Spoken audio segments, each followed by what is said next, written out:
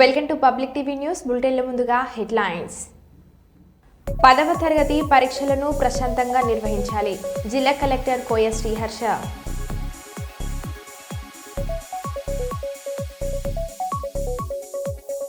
Megastar చిరంజీవికి మరొక అత్యున్నత పురస్కారం.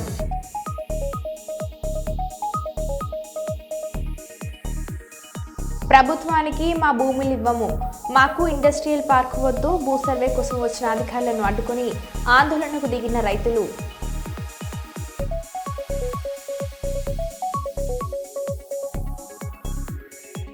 ప్రధాని నరేంద్ర మోడీ అధ్యక్షతన కేంద్ర కేబినెట్ సమావేశం.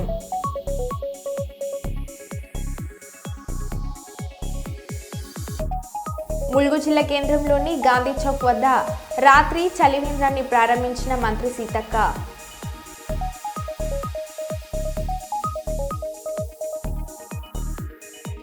తిరుపతిలో వైఎస్ఆర్ కాంగ్రెస్ మెదక్ జిల్లా ఆందోళన నియోజకవర్గం టేక్మల్ మండల కేంద్రంలో ఘనంగా దుర్గమ్మ పోచమ్మ దేవతలకు బోనాల పండుగ మరియు బోనాల కార్యక్రమంలో మహిళలు పెద్ద ఎత్తున పాల్గొని బోనాలను తీయడం జరిగింది. డప్పు వాయిద్యాలతో అమ్మవార్లకు తీర్థ ప్రసాదాలు సమర్పించడం జరిగింది.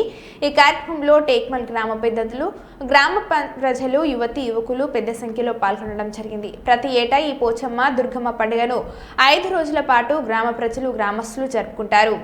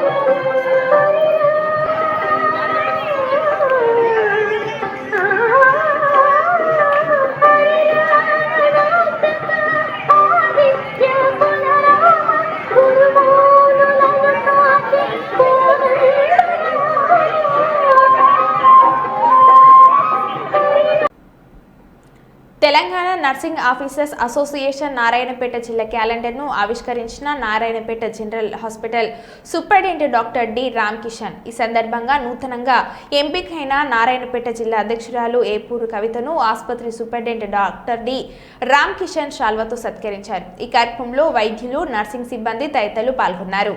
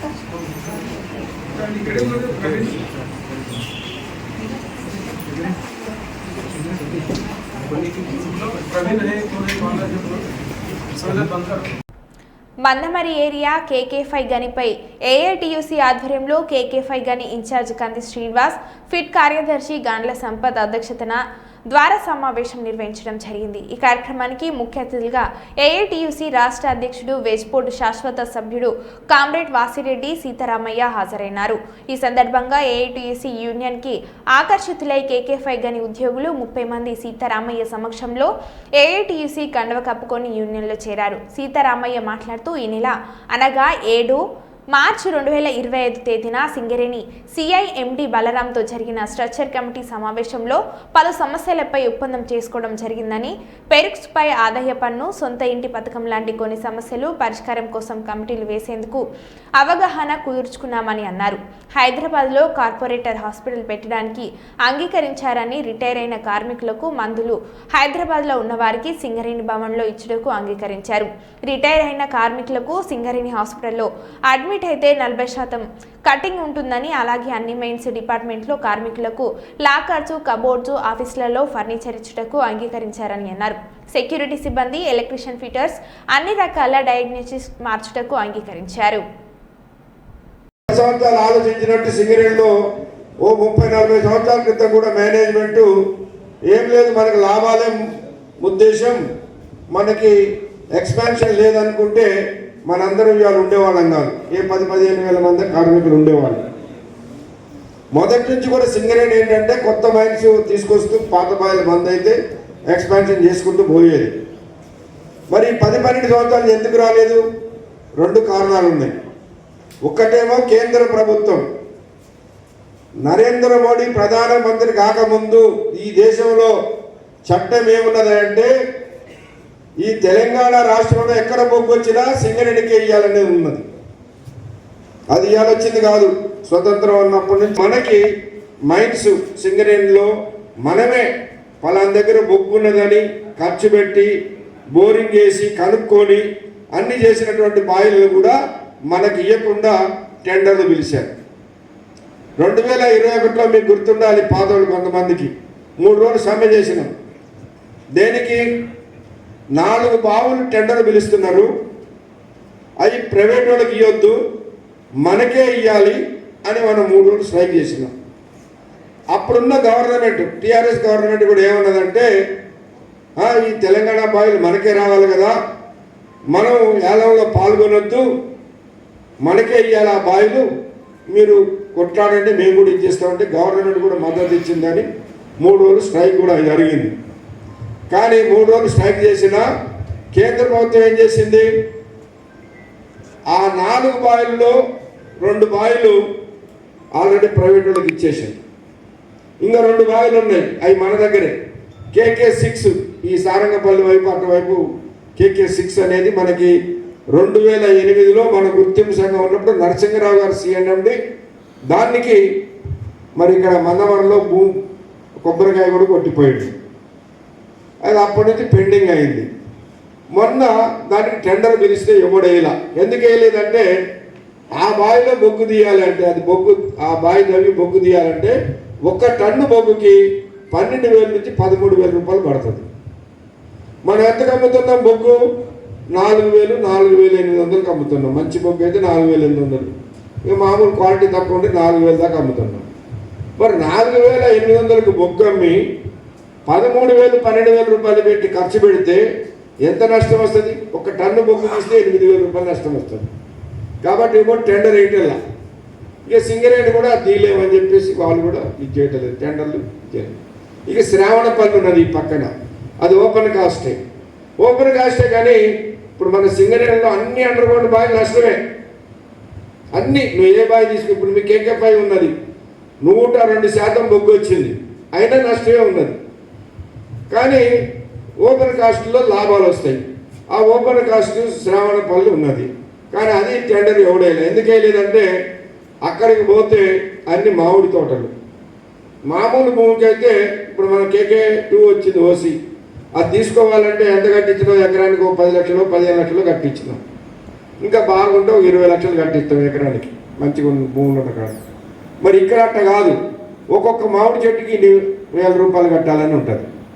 అట్లా ప్రస్తుతం ఉన్న పరిస్థితులలో జర్నలిజం లేకపోతే ప్రజాస్వామ్యం మనుగడ ప్రశ్నార్థకంగా మారుతుంది.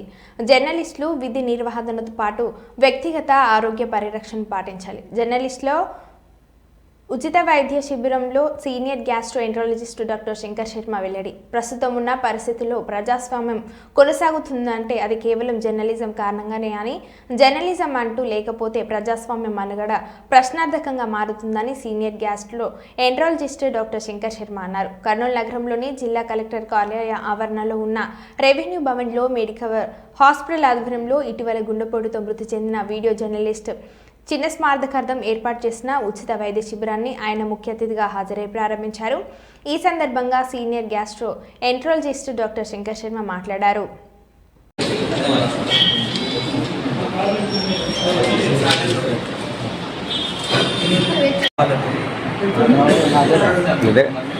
అంతే కదా మారుతున్నా ఒకటే ఉండదు మనకు రా సరిగా.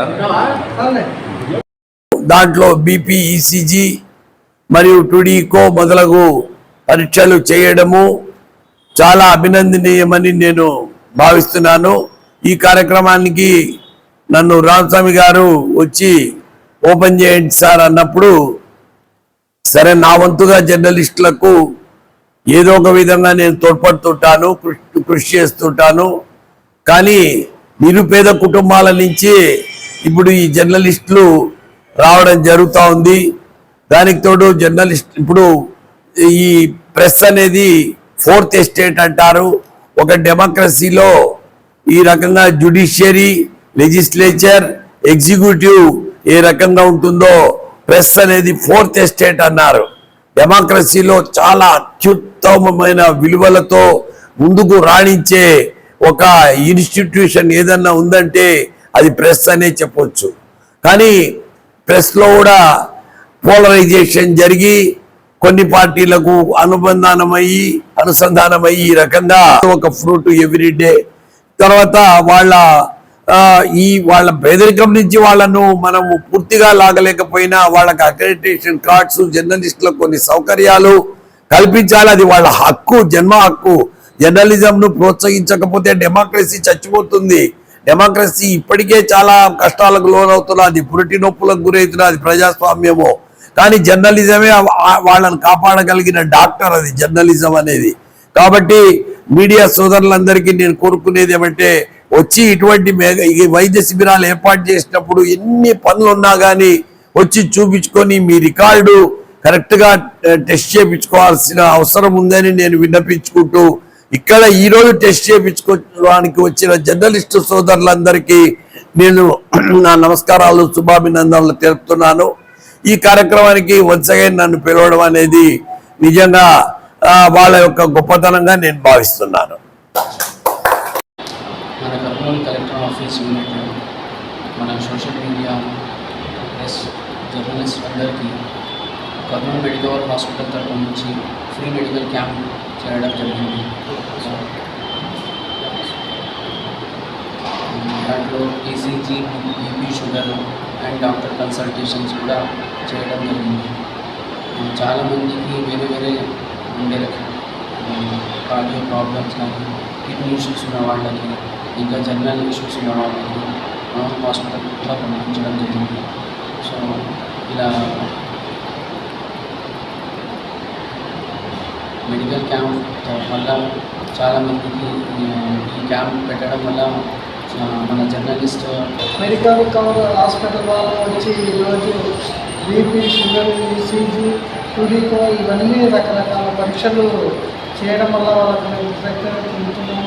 అయితే ఈ కార్యక్రమాన్ని మన జిల్లా కలెక్టర్ గారు, అలాగే జిల్లా రెవెన్యూ అధికారి గారు, అలాగే డాక్టర్ శంకర్ శర్మ గారు, అలాగే అందరూ వైద్య బృందందరికీ నేను కృతజ్ఞత తెలుపుతున్నాను.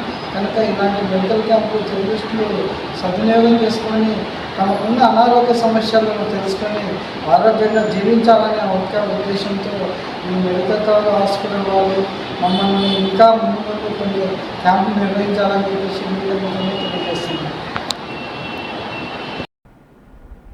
సీఎం రేవంత్ రెడ్డి చిత్రపటానికి పాలాభిషేకం చేసిన Nekkonda market committee chairman Ravula Harish Reddy, Nekkonda మండల పట్టణ కాంగ్రెస్ అధ్యక్షులు బక్కి అశోక్, పెండ్యాల హరిప్రసాద్, టీపీసీసీ సభ్యులు రెడ్డి, రంజిత్ రెడ్డి సూచన మేరకు మండలం అంబేద్కర్ సెంటర్లోని హైస్కూల్ సెంటర్లలో మండల కాంగ్రెస్ పార్టీ ఆధ్వర్యంలో జరిగిన కార్యక్రమాలలో ఏసీ వర్గీకరణ, అదేవిధంగా బీసీలకు స్థానిక సంస్థలు విద్యా ఉద్యోగాలలో 42% రిజర్వేషన్ కల్పించేందుకు గాను శాసనసభలో బిల్లు పెట్టి ఆమోదించిన సందర్భంగా ముఖ్యమంత్రి రేవంత్ రెడ్డి మరియు నర్సంపేట ఎమ్మెల్యే జోగి మాధవరెడ్డి చిత్రపటానికి కాంగ్రెస్ నాయకులు పాలాభిషేకం చేసి కృతజ్ఞతలు తెలియజేశారు.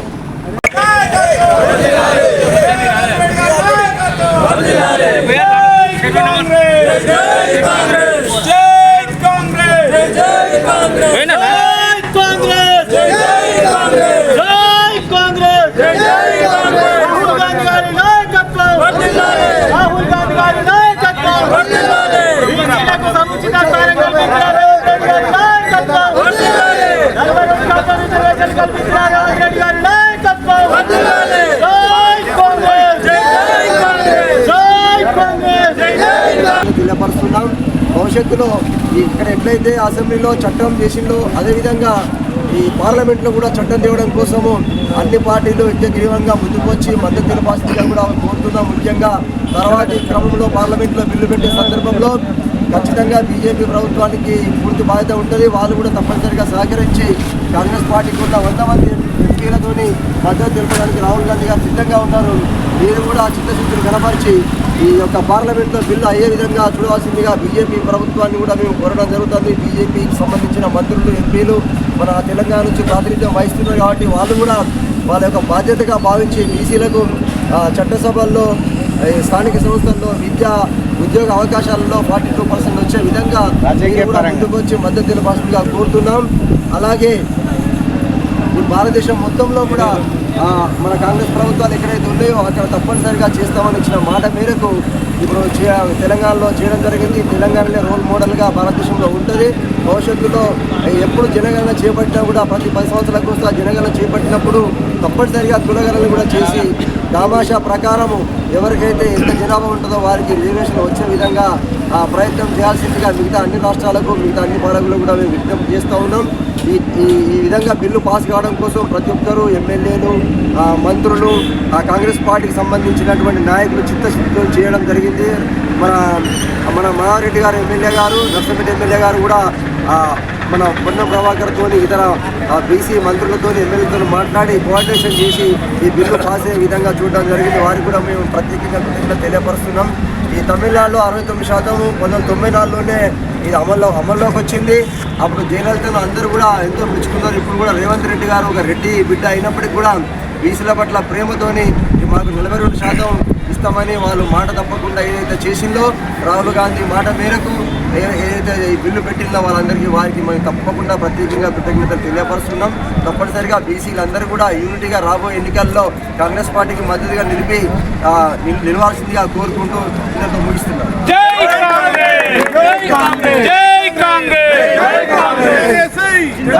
గారు మాట్లాడాల్సిందే రేవంత్ రెడ్డి నాయకత్వం జై కాంగ్రెస్. మమ్మల్ని చంపినా ప్రభుత్వానికి మా భూములు ఇవ్వం, మాకు ఇండస్ట్రియల్ పార్క్ వద్దు అని భూ సర్వే కోసం వచ్చిన అధికారులను అడ్డుకొని రైతులు ఆందోళనకు దిగారు. పెద్దపల్లి జిల్లా రామగిరి మండలం రత్నపూర్ గ్రామంలో ఇండస్ట్రియల్ పార్క్ భూ సర్వేను వ్యతిరేకిస్తూ రోడ్డుపై బైఠాయించి రైతులు ధర్నా చేశారు. వ్యవసాయం కొని బ్రతికే వల్ల మా పచ్చని పొలాలను ఇండస్ట్రియల్ పార్క్ కోసం తీసుకోవద్దు అంటూ రైతులు ఆందోళన వ్యక్తం చేశారు. ఎంత చెప్పినా వినకపోవడంతో చేసేది ఏమీ లేక వెనుతిరిగిన అధికారులు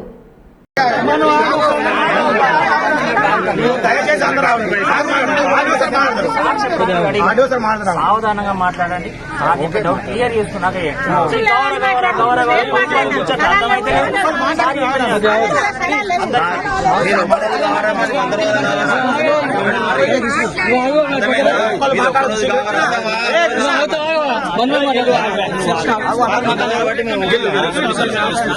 ఒక్క పూట మీరు మాకు టైం వేస్ట్ ఇక్కడ ఏమైంది సార్ అంటే ఇది ఓన్లీ రెవెన్యూ లేవటం అవుతాను సార్. మీరు కనీసము ఇప్పుడు నా భూమి తీసుకుంటారు, నాకు అక్కడ లేదు కానీ మా రైతుల భూమి తీసుకుంటారు. ఆ భూమిలకు నేను అడుగు పెట్టినా ఏమంటారు సార్? మీరే ఇప్పుడు ఏమంటారు? అట్లనే ఈ రెవెన్యూ అంటే రెవెన్యూ పోయిన ఎంఆర్ఓ సార్ ఏం చేసింది సార్, అసలు భూమి పోయి ఎవరికి తెలియదు, పోతాంది ఇట్లా అనుకుంటున్నారు. తక్కువ మంది తీసుకొచ్చిండు, ఆ బోర్డు అక్కేసి పీకిన తర్వాత వివరాలు చూసుకున్నాక అప్పుడు మొదలైంది. అసలు నా భూమికి నాకు తెలియకుండా ఎంఆర్ఓ సాబ్ అక్కడ ఎందుకు అతికేసాడు? ఫస్ట్ క్వశ్చన్ మీకు అసలు గోడ మీద అతికేసే అధికారం ఎవరిచ్చారు? గ్రామ పంచాయతీకి వేసినాక వాళ్ళు భయపడి మాకు చూంచులేదు, అది చింపేసి తెల్లారి మళ్ళీ మేము అటు సేకరించుకొని మొత్తం జిరాక్స్ తీసుకొని రైతులందరం చూసుకున్నాం. అక్కడ జరిగింది సార్ మిస్టేక్. ఆ నుంచి మొదలుకొని మళ్ళీ మీరు పబ్లిక్ నోటిఫికేషన్ ఇచ్చారు, అది ఏ రైతు తెలియకుండా ఇష్టపడేసారు. అది పబ్లిక్ నోటిఫికేషన్ మీ భూమి తీసుకుంటాను అని చెప్పేసి. మూడోది మీరు ఇక్కడ రాకుండా అసలు ఒకసారి మీటింగ్ పెట్టి ఫస్ట్ వీళ్ళందరూ రైతులను కూర్చోబెట్టి మీ భూములు మీరు తీసుకుంటాము, మీకు ఈ రేట్ ఇస్తాము, నచ్చుతుందా నచ్చదా, మీకు ఇస్తారా ఇయ్యరా, అక్కడ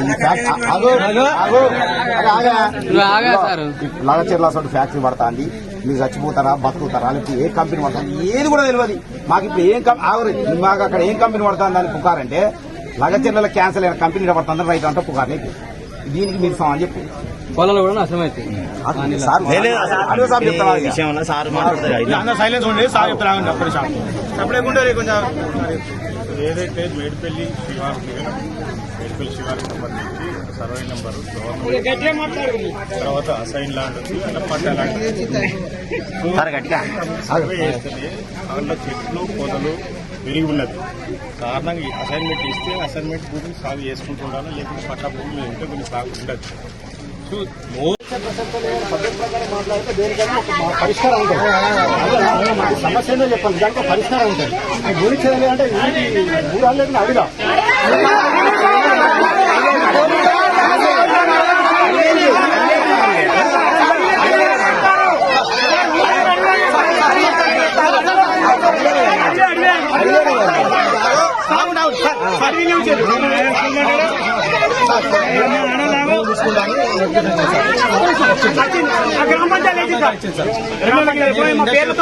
ఇండస్ట్రియల్ పార్క్ ఏర్పాటు చేసాము, 16 సర్వే నెంబర్లు తీసుకుంటున్నాము. దానికి ఏమైనా అభ్యంతరాలు ఉంటే మీరు 2 నెలలు తెలపండి అని మాకు విచారణ చేసేది. దానికి మేము 100% కలెక్టర్ 2 సార్లు ఇచ్చాము, ఆర్డీఓ వారికి 3 సార్లు ఇచ్చాము, ఎంఆర్ఓ వారికి 2 సార్లు రిప్రజెంట్ ఇచ్చినాము. మేము దానికి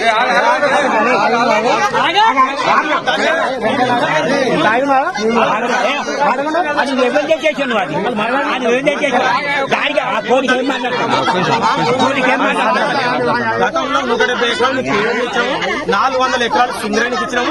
ఇంకా మాకు మిగిలింది కేవలం మీ భూమి ఒకటే. ఈ ఉన్న భూమి కూడా ఇస్తే మా ఊరు వల్లకాడ అవుతుంది. కనీసం ఒక మనిషి చచ్చిపోతే బొంద పెట్టడం కూడా జాగ్రత్త, ఎవరు నీళ్ళల్లో వాడి పెట్టుకునే పరిస్థితి ఏర్పడుతుంది. కాబట్టి మేము దీనికి సిద్ధంగా లేము సార్ అని కలెక్టర్ గారికి ఇచ్చాము, ఆర్డీఓ గారికి ఇచ్చాము, ఎంఆర్ గారికి ఇచ్చాము, శ్రీరావు గారికి ఇచ్చాము. అలాంటిది ఒక్క ప్రజాభిప్రాయం తీసుకోలేదు, ప్రజాసేకరణ తీసుకోలేదు, గ్రామ సభ పెట్టలేదు.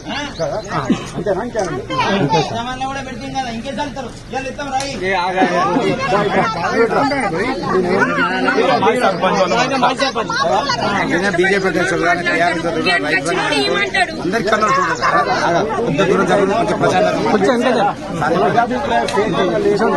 జరగదు, బలవంతంగా జరగదు. అందరు నాటమంటాను మాట్లాడాలి వినాలి